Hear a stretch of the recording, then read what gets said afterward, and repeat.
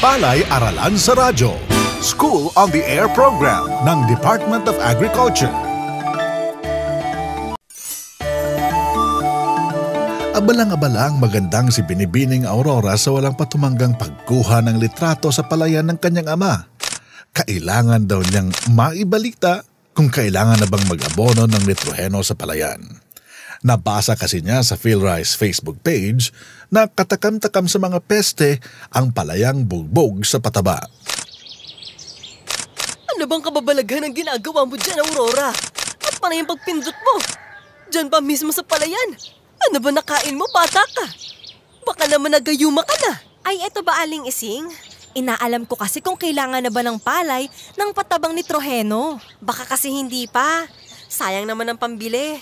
Tsaka, babala sa PhilRice Facebook page ay ang paglalagay ng santambak na pataba ang sanhi ng paghapay ng palay at pag-atake ng peste sa palayan. Gamit ang cellphone? Malalaman kung kailangan ng nitroheno ang palayan? Paano naman nangyari yun? Simple lang, Aling Ising.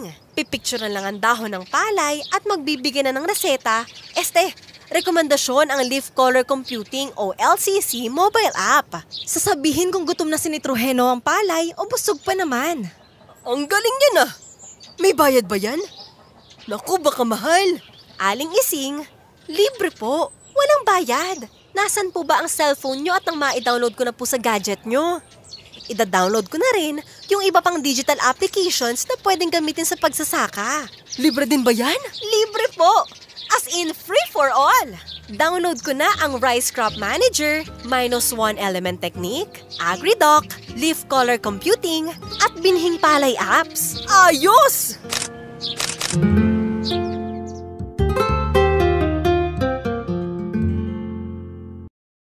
Digital apps na pang magsasaka, kilalanin. Rice Crop Manager, -1 Element Technique, Leaf Color Computing, AgriDoc at Binhing Palay app. Bukod sa mga babasahin, panonood ng technology videos at pagdalo sa pagsasanay, maaari ring magamit ang cellphone o computer upang makakuha ng mga kaalaman sa pagsasaka. Kabilang sa mga digital app na ginagamit sa pagsasaka ay ang Rice Crop Manager at -1 Element Technique na nagbibigay ng tamang rekomendasyon sa pag-aabono, Leaf Color Computing na ginagamit upang masukat ang antas ng pagkaberde ng dahon ng palay na magsasalamin sa taglay nitong nitroheno, Binhing Palay app kung saan nakalista ang mahigit 200 variety ng palay at mga katangian nila, at AgriDoc app na siyang maaaring gawing talaan ng mga gawain at gastusin sa palayan at magbigay alerto sa mga pangangailangan ng palay base sa aktwal na edad nito.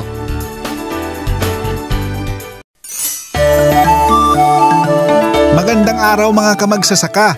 Ako po si Mang Fred at welcome sa ating programang Palay-Aralan sa Radyo, School on the Air program ng Department of Agriculture.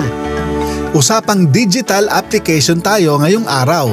Bukod sa mga babasahin, panonood ng technology videos at pagdalo sa pagsasanay o training, maaaring magamit ang cellphone o computer upang makakalap ng mga kaalaman sa pagsasaka. Tatalakayin natin ang -1 Element Technique app na siyang nagbibigay ng tamang rekomendasyon sa pag-aabono. Makakapanayam natin si Ginoong Aylon Oliver Capistrano, isa sa mga developers ng -1 Element Technique app mula sa PhilRice. Magandang araw po, Sir Aylon. Ay, magandang araw naman po, Mang Fred. Magandang araw po sa inyong lahat, sa mga nakikinig po. Usapang pamamahala ng sustansya sa palay tayo ngayong araw. Bago natin pag-usapan po ang -1 Element Technique app, Sir Aylon, ano po ba ang hindi magandang epekto sa palay kung labis o kulang ito sa pataba? Simulan natin sa labis na paglalagay ng abono o pataba. Kapag labis ang nilalagay nating pataba, maaaring nasasayang ang ibang pataba na inilalagay natin sa palay. Dahil depende siyempre ito sa antas ng pagkuha ng halaman o ng ating palay ng mga elemento o ng nutrient mula doon sa lupa at sa ating mga abonong inilalagay. Ngayon, kung hindi naman tama ang kombinasyon ng ating NPK na nilalagay sa ating palayan, maaari rin itong magdulot ng imbalancing nutrients sa ating palay na kung saan ito ay pwedeng magresulta na magiging mababa ang ating ani. Ngayon, kapag kulang naman ang ating pataba na ibinibigay sa ating palay, ay syempre, kapag kulang ang pagkain, ibig sabihin, kulang din ang kanya magiging antas ng paglaki. At kaakibat nito ay ang mababang ani na pwede natin makuha mula sa ating palay. Sabi nga po nila, hindi maganda yung sobra at lalong hindi maganda yung kulang na pagkain ng palay. Sir Aylon, pamilyar na po kami sa -1 element technique. Ano po ba ang pagkakaiba ng ginagawa po namin noon na -1 element technique dito sa -1 element technique app? Okay. Yung -1 element technique, kung kayo nga po ay familiar na, ay ito yung ating technology na kung saan malalaman natin kung ano yung kakulangan ng ating lupa sa sustansya na kailangan ng palay.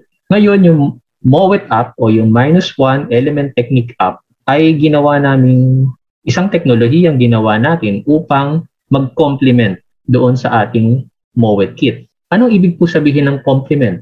Ang ibig po sabihin ito ay makakatulong doon sa ating MOWET kit upang mas mapaganda pa nito ang rekomendasyon na makukuha natin mula doon sa ating pag-analisa ng sustansya ng lupa gamit ang MOWET kit. Hindi po ba? Ang MOWET kit ay may kasama ng guide sa likod ng kanyang brochure kung saan kapag nakita niyang may kakulangang elemento o sustansya ang ating lupa ay meron siyang kaakibat na guideline o sinusundang procedure para maglagay ng dami ng abono para makorek po yung kakulangan ng ating lupa.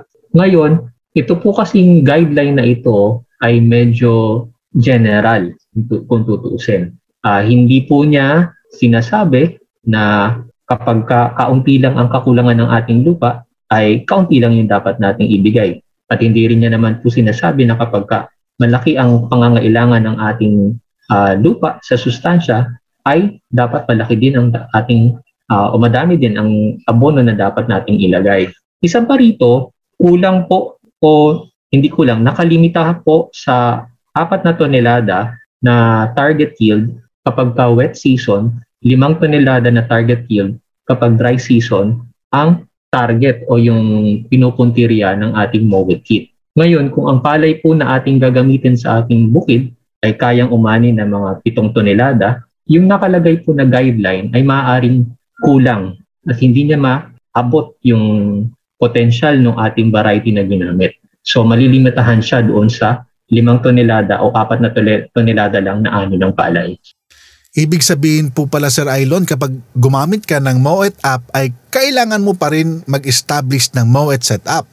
Opo, tama po kayo Mang Fred. Kinakailangan po talaga na meron kayong MOWET kit muna bago po ninyo magamit ang MOWET app. Dahil ang resulta po ng ating MOWET kit ay yun po yung magiging impormasyon na gagamitin ng MOWET app upang siya ay makapagbigay ng eksaktong dami ng abono na kailangan yung gamitin upang maabot ninyo yung target yield na sinasabi ng ating MOWET app. Sir Aylon, paano po ba ginagamit ang -1 element technique app o itong MOWET app?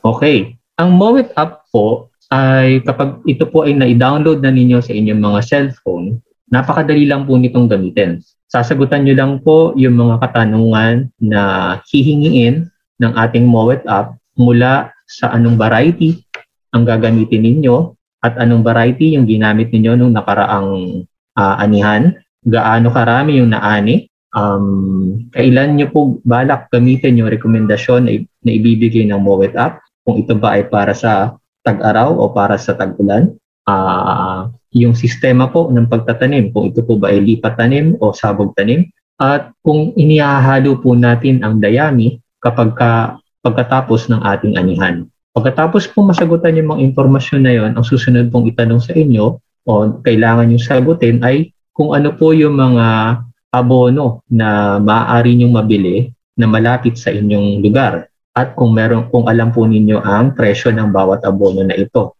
Ngayon, hindi naman po kinakailangan lahat ng abono ay matsikanin or available doon sa inyong lugar. Basta kung ano lang po yung alam ninyong meron doon sa inyong lugar, ay yun lang po ang isasagot ninyo. At panghuli, ang kinakailangan po ay syempre yung resulta ng ating MOVET kit setup. Yung sa MOVET kit setup po, maaari po nating ang ilagay na impormasyon ay ang dami ng suwi o kaya yung timbang ng bawat puno ng palay na ating makukuha mula dun sa ating mga MOVET setup. So yung kada paso po na may tanim na palay na nakalabel na complete, minus nitrogen, minus phosphorus, minus potassium, sulfur, zinc at copper, ay titimbangin po natin ang bawat puno na makukuha natin mula sa bawat paso na ito at yun po ang magiging input na impormasyon sa ating MOVET app. Sir Ailon, ito pong MOVET app na ito ay saan po pwedeng mag-download at libre po ba ito? At ano-ano po ang klase ng cellphone na pwede pong maka-download? Okay, ang MOVET app po ay pwede po ninyong ma-download sa Google Play Store. Ito pong MOVET app ay para sa Android system lamang at hindi po pwede ang iOS o yung mga iPhone. Ngayon, ang pinakamababa po na version na tatakbo ang MOVET app o magpa-function ang MOVET app ay yung Jelly Bean version na tinatawag ng Android. So sa lahat po ng cellphone ay pwedeng, basta ito po ay Android, pwede pong i-download ang MOVET app at ang pinakamababang version po na kinakailangan ay Jelly Bean. So tatakbo po dito ang ating MOVET app. Ngayon kung sa tanong po na ito ba ay may bayad o libre, ang ating MOVET app po ay libre pong mada-download sa ating Google Play Store. Ibig sabihin po pala Sir Ailon, napakarami pa rin palang option ng ating mga kababayan para malaman ang magandang naidudulot ng paggamit nitong MOVET app. Nabanggit po kasi natin na isa rin sa problema sa lugar yung mga inirekomenda minsan sa MOVET kit ay wala naman pong available sa lugar kaya napakainam po pala na kung ano yung available na pataba ay magagamit po dyan sa MOVET app. Sir Ailon, dagdag lang po namin na tanong, ano-ano po ba ang iba pang pwedeng pakinabang sa paggamit ng -1 element technique app? Maliban dun sa pwedeng magrekomenda ang MOVET app ng angkop na dami ng abono na inyong ilalagay sa inyong bukid, sa inyong palay, kasama din doon sa ating MOVET app yung tinatawag natin na yield predictor na kung saan dito ay pwede mong malaman kung ano yung magiging ani ng inyong bukid kapag ang sinunod mo pa rin na sistema ng pag-aabono ay yung iyong nakagawian. So kunyari, nasanay ka na ang nilalagay mo ay urea lang at walang ibang abono na kang inilalagay sa iyong bukid, kasama yung resulta ng ating MOVET kit. Magbibigay ngayon ang MOVET app ng estimate na ani mula doon sa impormasyon na ibinigay mo.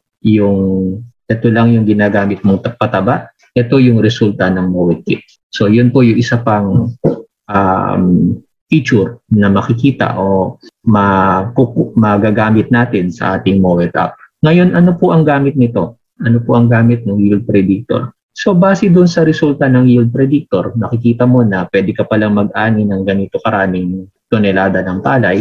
Pwede mo itong ikumpara ngayon doon sa target yield na isinet naman noong fertilizer calculation o yung binigay niyang unang rekomendasyon ng MOVET. Ngayon, maibabase mo ngayon dito kung satisfied o ikaw ba ay kontento na doon sa ani na makukuha mo mula doon sa sarili mong sistema ng pag-aabono o gusto mo pa siyang itaas base doon sa target yield na isinet ng ating fertilizer calculator. So yun po yung gamit ng dalawang feature na yon ng ating MOVET app. Maliban po dito, meron din doon sa MOVET app na video kung paano gamitin ang MOVET kit, instruction manual, ganun din sa paggamit ng MOVET kit. Yung bago nating version ng MOVET app ay nilagyan na rin po natin ng link papunta sa Shopee. Para po kung kailangan nyo ng MOVET kit ay pipindutin nyo lang po ang link na ito at didiretso po ito sa Shopee para maka-order kayo ng MOVET kit. Yun po. Naku, exciting po pala yung paggamit ng MOVET app kasi ituturo na rin sa iyo kung saan ka pwedeng bumili ng MOVET kit. Sir Ailon, ito po bang MOVET app ay nangangailangan pa ng internet para gamitin itong MOVET app na ito? Yun po ang maganda rito sa MOVET app. Kailangan nyo lang po ang internet kapag i-download ang ating Mowet app mula sa Google Play Store. Pero kapag ito po ay naka-install na sa inyong mga cellphone, sa inyong mga smartphone, pwede po itong gumana, tumakbo ng walang internet connection. So offline po, magagamit po ninyo ang ating Mowet app. So kahit po kayo ay nandun sa baryo na mahina ang signal at walang internet connection, pwede nyo pa rin pong gamitin ang Mowet app at makapagbibigay pa rin ito ng rekomendasyon na angkop sa inyong bukid. Ayun, mukhang kayang-kaya na nga po makipagsabayan ng mga magsasakang Pilipino pag ganyan, Sir Aylon. Kasi maaari na tayong gumamit ng mga makabagong teknolohiya sa pagsasaka. Sir Aylon, baka po may mga dagdag mensahe pa po kayo sa ating mga tagapakinig tungkol po dito sa Mowet app. Sige po. Ang masasabi ko lang ay inaanyayahan ko po ang ating mga magsasaka na subukan po ang teknolohiyang ito, ang Mowet Kit at ang Mowet app, dahil base po talaga sa mga pag-aaral, malaki po ang naitutulong ng technologies na ito upang mapaunlad pa natin ang ating ani. Ngayon, ito po ay isang hakbang din upang tayo ay ang ating rice industry o ang ating pagsasaka ay umusad patungo sa tinatawag na natin digital agriculture. So, yung paggamit po natin ng mga makabagong device na katulad ng cellphone na dati ang gamit lang ay para sa pagtawag, pagpicture. Ngayon po ay ginagamit na rin natin ang mga teknolohiyang ito upang magdala ng teknolohiya sa ating mga magsasaka at upang mapaganda ang kanilang mga ani. Yun po. Salamat po. Ayan, napakarami na naman po kaming natutunan sa ganito pong mga talakayan kasi pati cellphone po ay nagagamit na rin sa pagsasaka. Sana po sa mga susunod pang talakayan, Sir Aylon, ay maimbitahan po uli namin kayo para ma-share po natin sa ating mga kababayan yung mga bagong kaalaman sa pagsasaka. Maraming salamat po, Sir Aylon. Oo naman, Mang Fred. Basta kapag sabihin nyo lang po, tayo po at ang PhilRice ay parating handang makipag-ugnayan sa ating mga magsasaka. Maraming salamat po.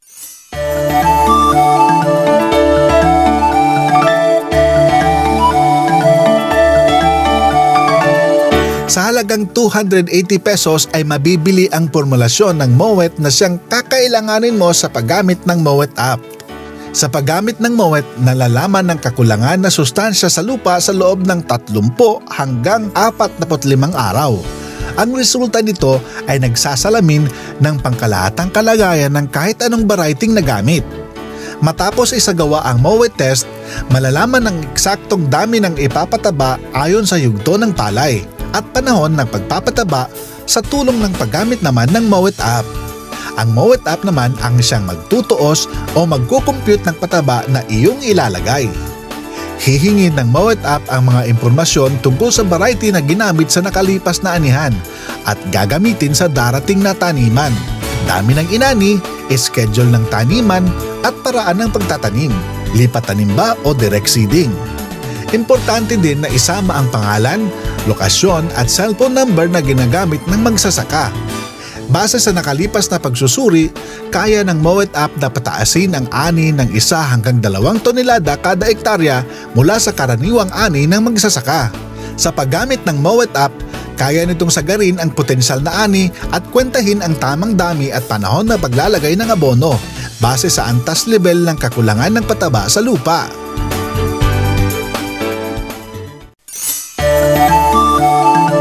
Magandang araw mga kamagsasaka! Ako po si Mang Fred at welcome sa ating programang Palay-Aralan sa Radyo, School on the Air program ng Department of Agriculture. Usapang digital application tayo ngayong araw. Bukod sa mga babasahin, panonood ng technology videos at pagdalo sa pagsasanay o training, maaaring magamit ang cellphone o computer upang makakalap ng mga kaalaman sa pagsasaka. Tatalakayin natin ang Leaf Color Computing app na siyang nagbibigay ng tamang rekomendasyon sa pag-aabono. Makakapanayam natin si Ginoong Ailon Oliver Capistrano, isa sa mga developers ng LCC app mula sa PhilRise. Magandang araw po, Sir Ailon. Ay, magandang araw naman, Mang Fred. At sa ating mga tagapakinig, magandang araw din po sa inyong lahat. So, usapang pamamahala tayo ng abono ngayong araw, Sir Ailon. So, bago po natin pag-usapan yung leaf color computing app, familiar na po kasi kami sa leaf color chart. Ano po ba yung pangit na epekto sa palay kung labis o kulang sa nitroheno? Mabuti na itanong mo yan. Simulan natin sa sobra. Kapag sobra ang nailagay nating nitroheno na abono sa ating mga bukid, ay maaari itong maging sanhi upang atakihin ng peste o sakit ang ating palay. Ngayon, kung kulang naman ang nitroheno na ating inilalagay, ay maninilaw, magiging bansot, at bababa ang maaani nating palay. Ayun. So tama nga naman po, pag sobra yung nitroheno, sobrang bulas o sobrang berde. Tsaka napakalambot kaya madaling atakihin ng mga peste. Yan din po yung mga karaniwan na nakikita namin sa palayan kapag sobra sa pataba. Sir Ailon, pakilala nga po sa amin kung ano po ang Leaf Color Computing app at kung saan po pwede i-download ang application na ito. Okay. Ang LCC app po o yung Leaf Color Computing app ay isang smartphone application na kung saan ay magagamit ito upang magrekomenda ng tamang dami ng abonong urea o ammonium sulfate base sa kulay ng dahon ng palay na pinicturan ng application. Ngayon, pwede po itong ma-download ng lib sa Google Play Store para sa mga Android phone lamang. Hindi po ito pwedeng ma-download sa mga iPhone o sa mga iOS systems. Sir Ailon, kasi kami noon ay gumagamit ng leaf color chart. Ano po ang pagkakaiba nito sa rekomendasyon kung gagamit naman kami ng Leaf Color Computing app? Ano po ang pagkakaiba nilang dalawa? Parang parehas lang po ba o malaki ang pagkakaiba? Mabuti na itanong mo yan, Mang Fred. Malaki po ang pagkakaiba ng Leaf Color Computing app sa Leaf Color Chart ng sa sistema ng pag-analisa ng kulay ng dahon. Dahil po doon sa Leaf Color Chart, ang nagbabasa po ng kulay ng dahon ay yung mismong gumagamit, yung tao mismo na tumitingin doon sa kulay ng dahon. Samantalang dito sa Leaf Color Computing app, ang nagbabasa po ng kulay ng dahon ay yung ating cellphone, gamit yung camera na nagpicture doon sa dahon. Ngayon, ano ang diferensya nito? Ang diferensya po nito ay bawat tao po ay iba-iba ang pagkilatis o pag-analisa ng kulay. So, maaaring ang basa mo sa ganitong kulay ay kamukha na noong nandun sa ating leaf color chart. So, maaari tayong magkaroon ng error o pagkakamali sa pag-analisa ng kulay ng dahon, na kung saan ito ay magresulta na iba yung magiging rekomendasyon natin ng dami ng abono na ilalagay sa ating palay. Yung LCC app naman, dahil nga po ang magbabasa na ng kulay ay yung mismong camera at yung cellphone, nakakasiguro tayo ngayon na walang pagbabago o mas tama yung kanyang pag-analisa ng kulay dahil ito ay nakabase sa sistema na nakapaloob dun sa LCC app. Ganun po pala yung pagkakaiba. Nabanggit po natin na subjective sa gumagamit na tao doon sa leaf color chart. Sir, di po ba? Magkakaiba rin ang camera ng cellphone natin.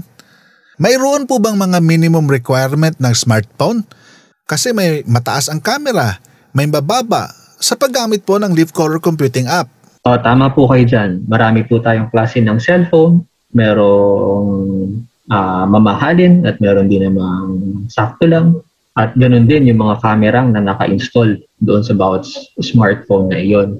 Ngayon, para sa ating pong leaf color computing app, ang cellphone po na kung saan ay pwedeng tumakbo ang application na ito ay pwede na sa mga Android 4.4 ang operating system o yung KitKat version. Ngayon, kinakailangan po na ang camera natin sa harap ng ating cellphone. Hindi bupat dalawa yung camera ng ating mga cellphone. Isa doon sa harap at isa doon sa likod. Ang kinakailangan po, ang ating front camera, yung camera na nasa harap, ay kinakailangang may 5 megapixel na resolution. Yun po yung ating minimum requirement para magamit po natin ng wasto ang ating LCC app. Ayun, kahit pala mumurahin o mamahaling cellphone ay pwedeng gamitin. Sir Ailon, paano po ba gamitin ng Leaf Color Computing app? Simple lang po. Matapos po ninyong i-download ang LCC app mula sa Google Play Store, ay gagawan niyo po ng profile o ID ang bukid na paggagamitan ninyo ng LCC app. 2 hanggang 3 linggo mula pagtatanim o pagkasabog tanim ay maaari nang simulan ang paggamit sa LCC app. Ang gagawin po ninyo ay pipili po kayo ng 12 magkakalayo na puno ng palay mula sa inyong bukid.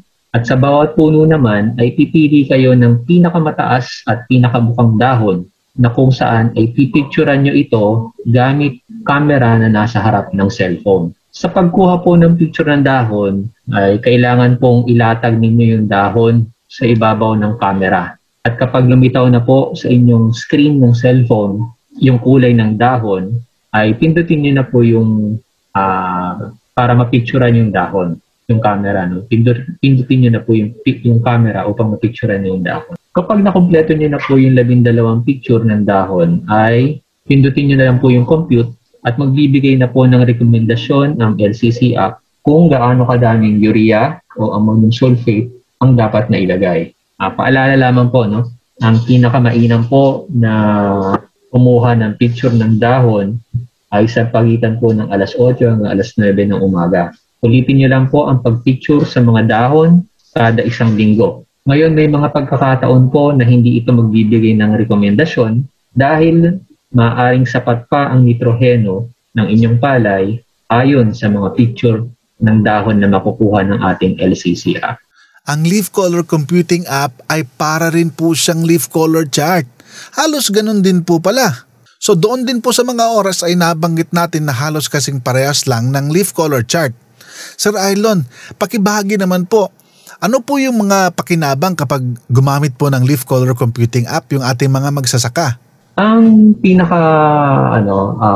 magandang pakinabang pag gumamit tayo ng LCC app ay yung eksaktong dami ng urea o ammonium sulfate ang kanyang irerekomenda sa iyo na siya namang pangangailangan ng iyong palay doon sa panahon na iyon. Ngayon, ang palay kasi habang lumalaki yan ay magkakaiba ang antas ng nitroheno na kakailanganin niya. Ngayon, sumasabay po ang kulay na yan doon sa dami ng nitroheno na kailangan niya. At yun yung ibibigay po ng ating LCC app. Kaya doon po sa ating LCC app, tinatanong po yung profile o yung impormasyon tungkol doon sa bukid na ating paggagamitan. Kasama po doon sa impormasyon na ating ibibigay doon sa LCC app o doon sa ating profile ng bukid ay kung kailan po ito itinanim at kung ano po yung sistema ng pagkakatanim, kung ito po ay lipat tanim o sabog tanim. Dahil base po dito ay ma-estimate po ng ating LCC app kung nasang yugto na siya ng palay. Ngayon, base doon sa yugto na yon ay meron siyang tapat na antas ng nitroheno na kinakailangan ng palay para sa yugto na iyon. At yun po yung magiging basehan niya sa pagre-rekomenda ng dami ng abonong urea o ammonium sulfate. Sir Ailon, sa binanggit po natin ng mga rekomendasyon, pakibahagi po kung paano ang proseso ng pagsunod o pagtalima sa rekomendasyon na ibibigay ng Leaf Color Computing app. Kapag natapos na po tayong mag-reading o kumuha ng mga pictures sa araw na iyon, ay immediately, agad-agad, ay makakakuha po tayo ng rekomendasyon mula sa ating LCC app kung gaano kadaming urea o abono o ammonium sulfate ang inyong dapat na ilagay. Ngayon, kapag magre-reading na po tayo ulit ng kulay ng dahon sa susunod na linggo, bago po natin makita yung rekomendasyon para dun sa susunod na linggo, matapos tayo mag-reading, ay tatanungin tayo ng application kung nailagay ba natin yung abono na nirekomenda niya nung nakaraang reading. Ang Sistema po kasi nito ay nire-record po ng ating LCC app yung dami ng abono na nagagamit natin sa isang season. No? Para magkaroon po tayo ng record, ma-analisa natin kung tayo ba ay nakatitipid din o maganda ang nagiging gamit natin ng urea sa kada season ng ating palay. Ayun. So ganun lang po pala kasimple ang leaf color computing app. Pero Sir Ailon, ang tanong namin since yan ay application, kailangan ba na may internet ng cellphone kapag kailangan ng rekomendasyon ng leaf color computing app? Ayun. Katulad po yan ng Mowit app na kailangan nyo lang po ang internet connection kapag ida-download ninyo yung application mula sa Google Play Store. Pero kapag ito ay naka-install na sa inyong mga cellphone, kahit po wala ng internet connection o kahit wala na ring signal ang cellphone, ito po ay magagamit nyo pa rin.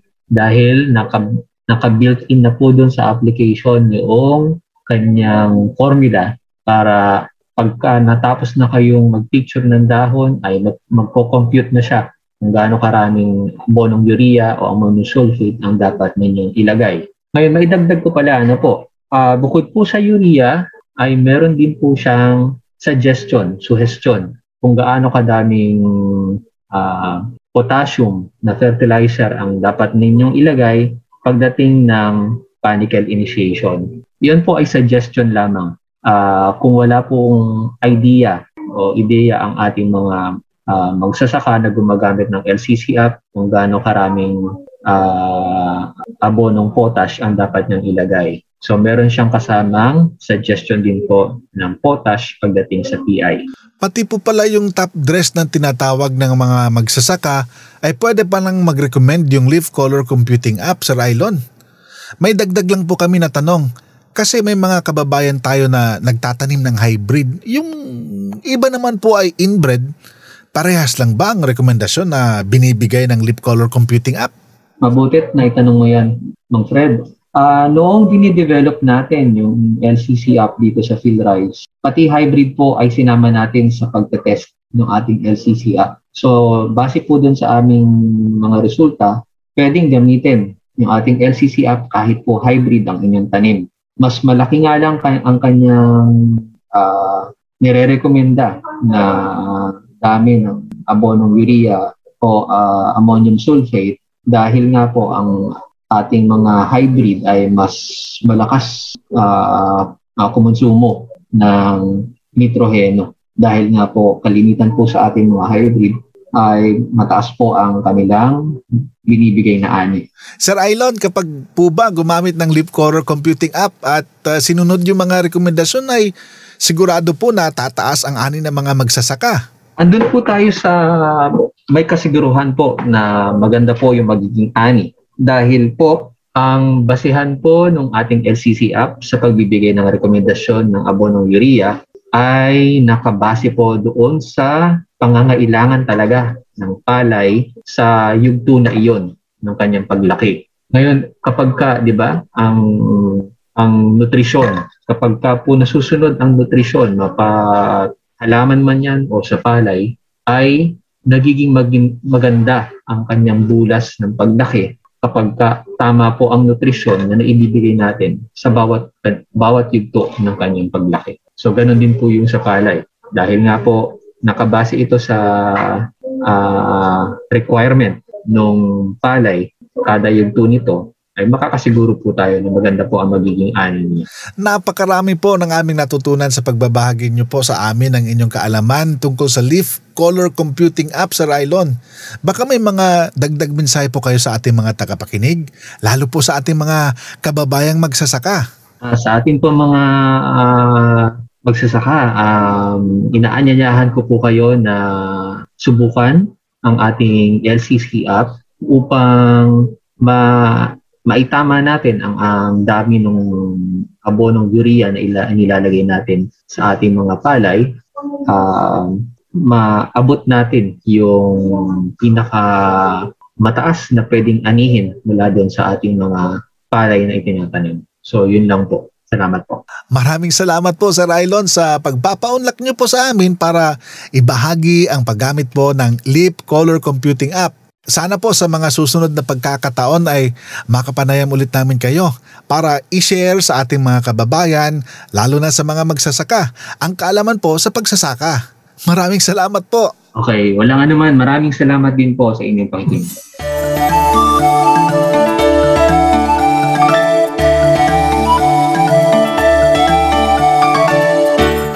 Gamit ang Android smartphone, pwede nang ma-download ang LCC app o Leaf Color Computing app sa Google Play Store. Ang LCC app ay ginagamit upang masukat ang antas ng pagkaberde ng dahon na magpapahiwatig sa dami o kakapusan ng taglay nitong nitroheno. Ito ay siya na ring alternatibo sa Leaf Color Chart na karaniwang ginagamit na basihan ng mga magsasaka. Sa paggamit nito, magagabayan ang mga magsasaka kung kailangan na bang magpataba ng nitroheno sa palayan. Sa paggamit ng LCC app, hindi kailangang mamahaling smartphone ang bilhin dahil 5 megapixel front camera lang ay sapat na upang makabuo ng tamang rekomendasyon. Dagdag pa riyan, kaya ng LCC app na makapagproseso ng rekomendasyon o reseta sa pataba sa loob lamang ng 1 minuto.